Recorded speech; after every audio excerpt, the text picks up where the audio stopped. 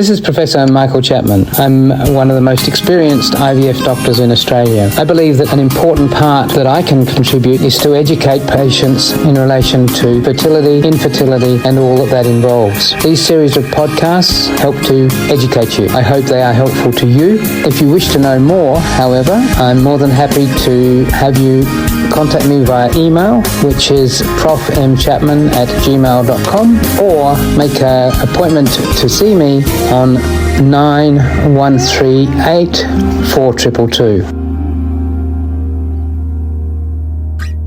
Another question that I got during the week was in relation to success rates and clinics. So it's a question that everybody asks. And if you look across Australia, there are variations between clinics. Now, there is a public website that you can access, My Success and My IVF Success. And that documents in a number of different ways of expressing how a clinic performed. Unfortunately, it's 18 months to 2 years out of date because that's the data that's available and validated. So it doesn't tell you about today. It also presents it in varying ways, and interpreting that, even for me at times, is tricky. For instance, it'll give you a statistic on the number of cycles started and the success rate per cycle started. And because lots of women, particularly if the clinic has older patients, will cancel before they get to an embryo transfer. It also talks about the success rate per egg collection. And again, there'll be depending on the lab and the age of the woman, there'll be many patients that, even though they get an egg collection, will not actually have a transfer. And then there's the success rate per embryo transfer. And that's probably the one that is most useful in deciding whether a clinic is good or not. So there are lots of different ways of expressing it. Ultimately, the differences between clinics is actually not that great. Some clinics have bad years, as I said earlier. The smaller clinics tend to have more variation from day to day.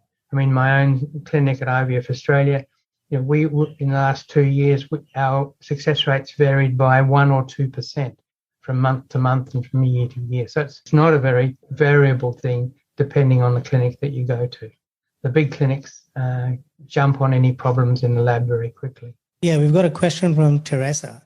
Teresa, I hope I'm pronouncing that right. Should I try fertility medicines or other procedures before IVF?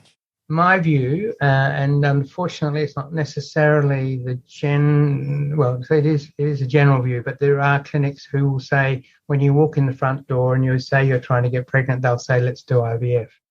I think that's bad medicine. There are many things for many women and men that can improve the situation and not need IVF. The older the woman is, the more aggressive we are about moving to IVF. But even then, I would be looking at whether the woman is regularly ovulating, whether the male, the sperm is of good quality, and can we do anything to improve it?